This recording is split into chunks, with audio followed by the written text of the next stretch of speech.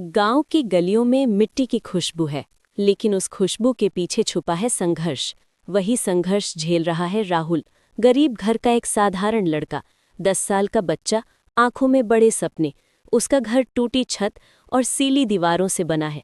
जब बरसात की रात को माँ रोटियां बनाती है तो छत से टपकते पानी से बचाने के लिए बर्तनों को इधर उधर रखना पड़ता है।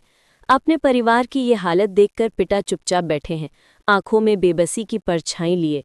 उस दिन माँ चूल्हे पर रोटियां सेक रही थी और आटा इतना कम था कि 3 रोटियां मुश्किल से बन पाईं। माँ ने एक रोटी राहुल के हाथ में थमाई और कहा, बेटा तू खा ले, तुझे पढ़ना है, ताकत चाहिए, हम बाद में खा लेंगे। राहुल ने रोटी का टुकड़ा खुद खाया और आधा माँ के मुंह में डाल दिया और बोला, अम्मा अगर आप भूखी रहेंगी तो मैं पढ़ ही नहीं पाऊंगा। अब आप खाइए, मैं पढ़ लूंगा और बड़ा होकर आपको सुख दूंगा। ये शब्द केवल वादा नहीं थे, राहुल की रगों में दौड़ते खून की तरह थे। गांव के कुछ बच्चे ताने मारते, तो बड़ा आदमी बनेगा, तेरे पास चप्पल तक तो नहीं है। लेकिन राहुल हंसकर किताब के पन्नों को और कसकर पकड़ लेता और यही ताने उसकी मेहनत का ईंधन बन जाते। उसका बचपन भूख, फटे कपड़े और टूटी चप्पलों में बीत रहा था, लेकिन दिल में एक सपना था, मैं पढ़ लिख कर सब कुछ बदलूंगा। राहुल के ही गांव में एक लड़की थी, अनुष्का, उम्र में राहुल के बराबर, लेकिन हालात थोड़े अच्छे। उसके पिता गांव के छोटे व्यापारी थे। राहुल और अनुष्का एक ही स्कूल में पढ़ते थे। शुरू में अनुष्का उसे दूर से ही देखती थी, गरीब घर का लड़का जिसके पास अच्छे कपड़े तक नहीं। लेकिन जब भी टीचर सवाल पूछते, राहुल सबसे आगे निकल जाता। एक सुबह मूसलाधार बारिश के बाद राहुल भीगा हुआ स्कूल पहुंचा। उसके कपड़े पूरी तरह गीले थे और बैग से पानी टपक रहा था, फिर भी उसके चेहरे पर मुस्कान थी। स्कूल के गेट के पास खड़ी अनुष्का ने उसे देखा, ठंड से कांपता हुआ राहुल, लेकिन हाथों में किताबें कसकर पकड़े हुए। अनुष्का उसके पास आई और बोली, अरे राहुल, तुम तो पूरे भीग गए हो, घर पर रुक जाते, इतनी बारिश में क्यों आए? राहुल ने हल्के से मुस्कुराते हुए कहा, बारिश से भीगना तो आसान है, लेकिन अगर पढ़ाई छूट गई तो सपने सूख जाएंगे। अनुष्का कुछ पल उसे देखती रही, फिर अपनी किताब उसकी ओर बढ़ाते हुए बोली, ये लो मेरी किताब, तुम्हारी किताबें गीली हो गई हैं ना, आज मेरी किताब से पढ़ लेना। राहुल अचरज से बोला, आप मेरी मदद क्यों कर रही हैं? अनुष्का ने धीमे से मुस्कुराकर कहा, क्योंकि जो खुद मेहनत करता है उसकी मदद करना सबसे बड़ी इंसानियत है। उस दिन से दोनों के बीच चुपचाप एक रिश्ता बन गया, कभी किताब बांटना, कभी सवालों पर बहस करना, कभी रास्ते में आम के टुकड़े साझा करना। इन छोटे छोटे पलों में राहुल के जीवन की सबसे बड़ी प्रेरणा छुपी थी। 11वीं क्लास तक आते आते पिता की तबीयत बिगड़ गई। राहुल ने किसी भी तरह पिता का इलाज करवाया, फिर घर की हालत और खराब हो गई। राहुल ने तय किया कि अब वो दिन में पढ़ाई करेगा, लेकिन सुबह सुबह स्कूल जाने से पहले गांव के दूसरों की दुकान पर मजदूरी करेगा। वो बोरा उठाता, सामान तौलता, ग्राहकों की थैलियां बांधता और शाम को थक हार कर भी किताबों में डूब जाता। दुकान का मालिक बोला, काम करोगे तो मेहनत से करना पड़ेगा, सामान तौलना, बोरे ढोना आसान काम नहीं है। राहुल ने दृढ़ आवाज में कहा, मैं सब करूंगा, बस पढ़ाई नहीं छोड़ूंगा। एक दिन अनुष्का ने उसे दुकान पर बोरा उठाते हुए देखकर खड़ी हो गई। उसकी आंखें भर आईं। चुपचाप जाकर राहुल के बैग में एक नई किताब रख दी। किताब के अंदर एक छोटा सा पत्र था, राहुल, हार मत मानना, जब भी लगे कि तुम अकेले हो तो मैं तुम्हारे साथ हूं, अनुष्का। राहुल की आंखों से आंसू बह निकले। उसे लगा कि उसके संघर्ष में कोई उसका साथ निभा रहा है। उस रात उसने 3 गुना तेजी से पढ़ाई की। 12वीं की परीक्षा से पहले की रात पूरा गांव सो रहा था। बिजली चली गई थी और राहुल दिए की रौ में पढ़ रहा था।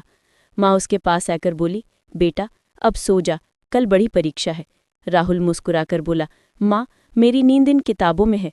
फिर परीक्षा हुई और रिजल्ट आया। राहुल जिले का टॉपर बन गया। गांव में ढोल बजे, तालियां बजी।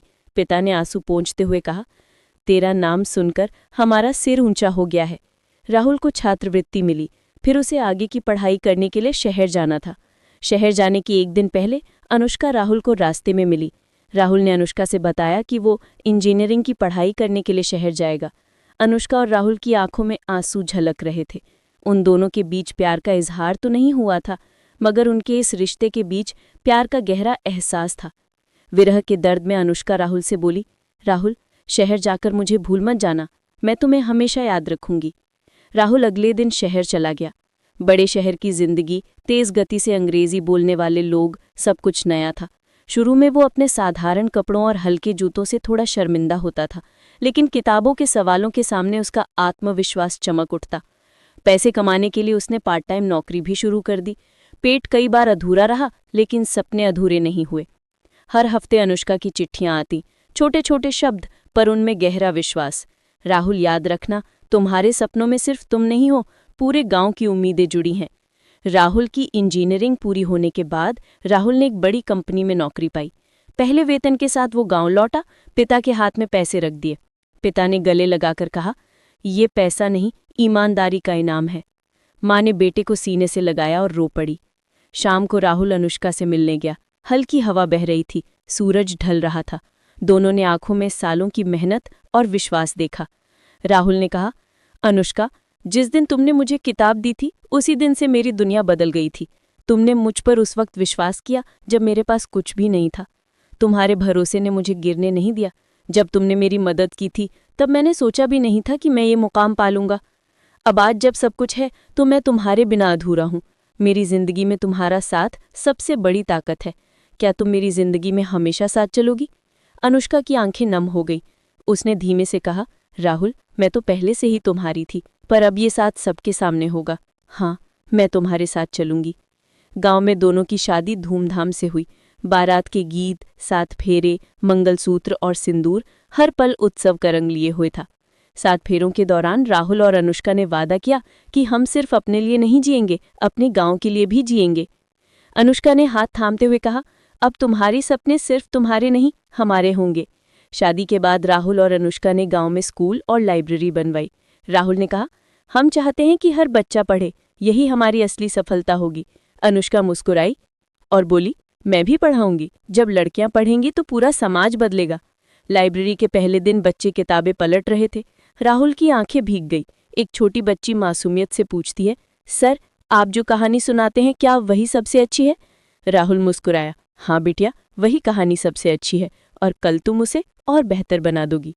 छोटे बच्चे वहां पढ़ने लगे। राहुल सोचता, काश मेरे बचपन में भी ये सब होता। अनुष्का पास खड़ी मुस्कुरा रही थी। अब हमारे बच्चों को ये सब मिलेगा। गरीबी सिर्फ हमारी पीढ़ी तक थी। राहुल ने उसकी ओर देखा और बोला, सपने सच करने के लिए दौलत की नहीं, हिम्मत और सच्चे साथ की जरूरत होती है। राहुल और अनुष्का की जिंदगी संघर्ष से निकलकर रोशनी की मिसाल बन गई। गरीबी उनके घर में थी, दिल में नहीं। मेहनत, प्यार और विश्वास ने अंधेरे को मिटा दिया। वे अक्सर कहते, हमने सपने बांटे, मेहनत बांटी और प्यार बांटा, यही हमारी सबसे बड़ी दौलत है। दोस्तों, यही है जीवन की धारा, जहाँ हर मुश्किल में हौसले की लहर उठती है, जहाँ हर आंसू एक नई ताकत बन जाता है। दोस्तों, अगर राहुल की मेहनत और अनुष्का का भरोसा आपके दिल को छू गया हो तो देर मत कीजिए। इस चैनल जीवन की धारा को लाइक, सब्सक्राइब कीजिए और इस प्रेरणा की धारा से जुड़ जाइए, क्योंकि यहाँ हर कहानी आपको आत्मविश्वास और खुशी का एहसास दिलाएगी।